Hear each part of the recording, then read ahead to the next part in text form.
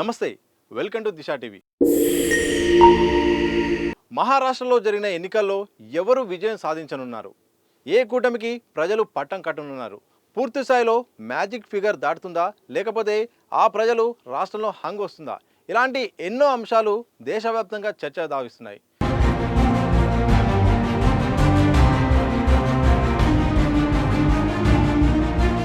ప్రధానంగా అధికార మహాయుతి కూటమికి అలాగే ప్రతిపక్ష మహా వికాస్ ఆఘాడి మధ్య తీవ్రమైన పోటీ కొనసాగుతుంది. నెల రోజులుగా ప్రచారం హోరెత్తింది. ఏకంగా ఇటు బీజేపీ తరపున అయితే మాత్రం ప్రధానంగా 3 పార్టీలకు మద్దతుగా ఇటు బీజేపీ మొత్తం భుజానేసుకొని పెద్ద నేతలు కూడా అక్కడ ప్రచారం నిర్వహించారు. ప్రధాని మోడీ, అమిత్ షా, ఇక బీజేపీ పెద్దలంతా అక్కడ ఉన్నారు. దాంతోపాటు ఇటు ప్రతిపక్ష పాత్ర పోషిస్తున్న మహా వికాస్ ఆఘాడికి కూడా పూర్తి స్థాయిలో కాంగ్రెస్ పార్టీ కూడా మద్దతు ఇచ్చి ప్రచారం అయితే చేపట్టింది. పెద్ద నేతలు కూడా వచ్చారు. ఇక సోనియా గాంధీ మినహా ఇటు ప్రియాంక గాంధీ, రాహుల్ గాంధీ, ఖర్గే ఇలా కాంగ్రెస్ పార్టీ నేతలంతా అక్కడ మకాం వేశారు. దీంతోపాటు మన తెలుగు రాష్ట్రాలకు సంబంధించిన నాయకులు కూడా అక్కడ ప్రచారంలో పాల్గొన్నారు. ఇటు పవన్ కళ్యాణ్ పవన్ కళ్యాణ్ పాల్గొంటే ఇటు తెలంగాణ నుండి సీఎం రేవంత్ రెడ్డి అలాగే చాలామంది కీలక నేతలు కూడా అక్కడ ప్రచారంలో పాల్గొన్నారు. ఒకే విడతలో జరిగిన ఎన్నికల్లో 288 స్థానాల్లో 145 స్థానాలు రావాల్సి ఉంది అధికారం చేపట్టడానికి. మరి పూర్తి స్థాయిలో మ్యాజిక్ ఫిగర్ అందుకుంటుందా? ఏ కూటమి అందుకుంటుంది? అందుకుంటే ఎలాంటి ఫ్యాక్టర్ ప్రభావితం చూపనున్నాయి? ఇలాంటి ఎన్నో అంశాలు విశ్లేషణ జరుగుతుంది. ప్రధానంగా 10 ఏళ్లుగా అధికారంలో ఉన్న మహాయుతి కూటమి ఈసారి కొద్దిగా గడ్డు పరిస్థితులు ఎదుర్కొనే అవకాశాలు ఉన్నట్టు కొన్ని వర్గాలు చెప్తున్నాయి. ఎందుకంటే 10 ఏళ్ల పాలన తర్వాత ఒక రకమైన వ్యతిరేకతను ప్రభుత్వం మార్పు కోరుకునే అవకాశం ఉంటుంది. ప్రజలు కూడా చేంజ్ చేసే అవకాశం ఉన్నట్టు ఒక చర్చ సాగుతుంది. కానీ ప్రచారంలో మాత్రం ఎక్కడ తగ్గనంత విధంగా వినూత్నమైన ప్రచారం అయితే మహాయుతి చేసింది. బీజేపీ పెద్దలైతే భుజం మీద వేసుకొని మొత్తంగా హర్యానా తరహాలో అయితే ప్రయోగం చేయనున్నారు. హర్యానాలో దాదాపు కాంగ్రెస్ పార్టీ గెలుస్తుందని సర్వేలన్నీ చెప్పాయి. దాదాపు అందరూ కూడా కన్ఫర్మ్ అయిపోయారు. కానీ ఫలితాలు కనుక చూస్తే బీజేపీ గెలిచింది అక్కడ. అలాంటి ప్రయత్నమే, అలాంటి ప్రయోగమే మహారాష్ట్రలో కూడా జరుగుతుందని బీజేపీ ధీమాగా ఉంది. ఇక మహా వికాస్ ఆఘాడి విషయానికి వస్తే కులగణన మీద అలాగే మరాఠా రిజర్వేషన్ల మీద దాంతోపాటు ప్రభుత్వ వ్యతిరేకత మీద పూర్తిగా ఆధారపడి ఉంది. మరి ప్రజలు ఇటువైపు దారి చూస్తారా, ప్రజలు ఎటువైపు వెళ్తారనే దానిపైన ప్రధానంగా చర్చ. ఇంకా ఇప్పటికిప్పుడు లోక్సభ ఎన్నికలేం లేవు, దేశంలో పెద్దగా జరిగేలేదు. కానీ మహారాష్ట్రలో మాత్రం కీలకమైన ఎన్నికలు. ఈ తీర్పు ద్వారా 2 పార్టీల భవిష్యత్తు ఆధారపడింది. అదే ఎన్సీపీ, శివసేన. ఇప్పటి వరకు అంటే గత ఎన్నికల్లో ఒకే పార్టీగా ఉన్న ఆ శివసేన అలాగే ఎన్సీపీ 2 వర్గాలుగా చీలిపోయింది. ఆ 2 వర్గాలుగా చీలిపోయి ఈసారి మొదటిసారిగా పోటీ చేస్తున్నాయి 2 కూటముల నుండి. ఈ 2 కూటమిల నుండి పోటీ చేసి ప్రజలు ఎవరికి స్వాగతం పలుకుతారు, ఏ పార్టీకి పట్టం కడతారు, అదే ప్రధానంగా ఎన్నికల్లో తేలనుంది. ఒకవైపు శివసేన గుర్తుతో ఇటు షిండే, మరోవైపు శివసేన పేరుతో ఇంకో ఈ వికాస్ ఆఘాడి నుండి పోటీ చేస్తున్నారు. అలాగే ఎన్సీపీ నుండి కూడా 2 వర్గాలుగా విడిపోయింది. ప్రజలు దేనికి పట్టం కడతారు, ఎవరిని స్వాగతిస్తారనే దానిపైన అయితే ఆధారపడి ఉంది. ఇక అధికారికంగా కొన్ని కార్యక్రమాలు చేయడం ద్వారా ప్రజల్లోకి వెళ్ళడం ద్వారా మాకుంటుందని ఒక వర్గం అనుకుంటుంది.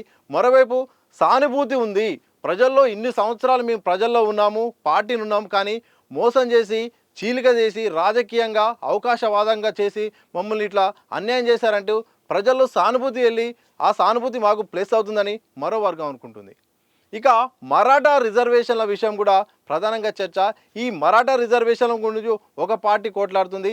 మరి ఆ రిజర్వేషన్ల నేపథ్యంలో మరాఠా ఓట్లు ఎటుపోతాయి, మరాఠీల ఓట్లు ఎటుపోతాయని ఒక చర్చ. ఇక చిన్న పార్టీలే కీలకంగా మారుతున్నట్టు తెలుస్తుంది. ఇక్కడ చిన్న పార్టీలే ఈసారి లాస్ట్ టైమే దాదాపు 27% ఎక్కువగా ఓటింగ్ శాతం అయితే నమోదైంది, ఎక్కువగా సీట్లు కూడా వెళ్ళిపోయాయి. మరి ఈసారి చిన్న పార్టీలు ఎవరిని చీలుస్తాయి? ఎంఐఎం కూడా బరిలో దిగుతుంది. ఎంఐఎం కూడా మహారాష్ట్రలో ఆ పార్టీ కంటే ఒక ఓట్ బ్యాంక్ ఉన్నది. ఈసారి 19 స్థానాల్లో పోటీ చేస్తున్న ఎంఐఎం ఎవరి ఓట్లను, ఎవరి సీట్లను గండి కొట్టనున్నది? దాదాపు మహా వికాస్ ఆఘాడినే అంటే ఆఘాడికే నష్టమయ్యేటట్టు కూడా చాలా వరకు తెలుస్తుంది. ఎందుకంటే ఒకవైపు ఈ యొక్క కూటమినే కులగణన చేస్తామని, కులగణన మీద రిజర్వేషన్లు పెంచుతామని, 50% ఉన్న రిజర్వేషన్లను పెంచేస్తాము, ఆ సుప్రీంకోర్టు నిబంధన దాటుతామంటూ ఇటు కాంగ్రెస్ సంబంధించిన కూటమి ప్రచారం చేస్తుంది. మరోవైపు ఈ నేపథ్యంలో చిన్న పార్టీలు అలాగే కులానికి సంబంధించిన కొన్ని పార్టీలు ఉన్నాయి. అంబేద్కర్ మనవడు సంబంధించిన పార్టీ ఉంది, బీఎస్పీ పార్టీ ఉంది. ఇలాంటి ఎన్నో పార్టీలు పోటీ చేస్తున్నాయి. మరి ఆ ఓటు బ్యాంక్ చీలిక ద్వారా మహావికాస్ అగాడికి దెబ్బ పడుతుందా, లేకపోతే ప్రజలు ఆ ఓట్లు ఒకేసారి గంపగుత్తగా ఈ కూటమికి వేస్తాయా? ఇక పథకాల విషయానికి వస్తే దాదాపు 2 కూటములు పెద్ద ఎత్తున ఆకర్షించే విధంగా పథకాలు అయితే ప్రకటించారు. ఇక కాంగ్రెస్ ఏఐసిసి ఎప్పటిలాగే ఈ రాష్ట్రంలో కూడా 5 గ్యారంటీలను ప్రకటించింది. మన తెలంగాణలో అయితే 6 గ్యారంటీ అయితే దానికి 5 తగ్గించింది. దాదాపు అన్ని ఇక్కడలాగానే సిలిండర్ అవుతుంది, కరెంట్ అవుతుంది, ఇక రుణమాఫీ ఇలాంటి ఎన్నో అంశాలు తీసుకుంది.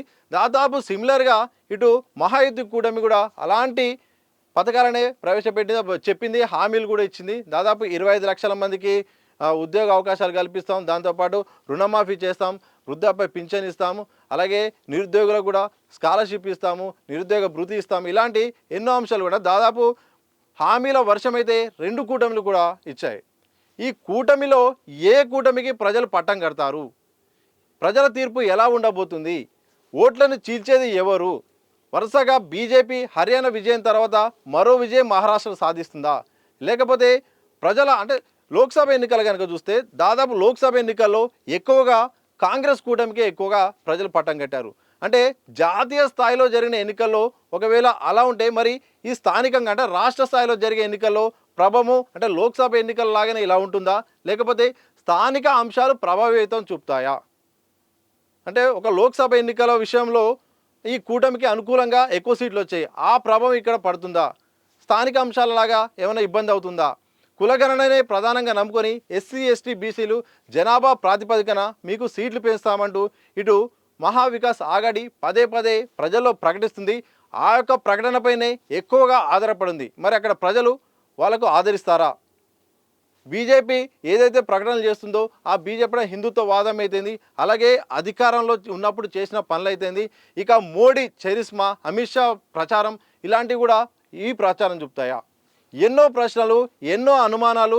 చిన్న పార్టీలో ఓటింగు ఎటు వెళ్తుంది, ప్రజలు కూడా వన్ సైడెడ్గా ఉంటారా, హంగు వస్తుందని ఎన్నో ప్రశ్నలు ఉన్నాయి. ఈ ఎన్నో ప్రశ్నలకు సమాధానం తెలియాలంటే మాత్రం ఈ నెల 23వ తారీఖు జరిగే ఫలితాల వరకు ఆగాల్సిందే.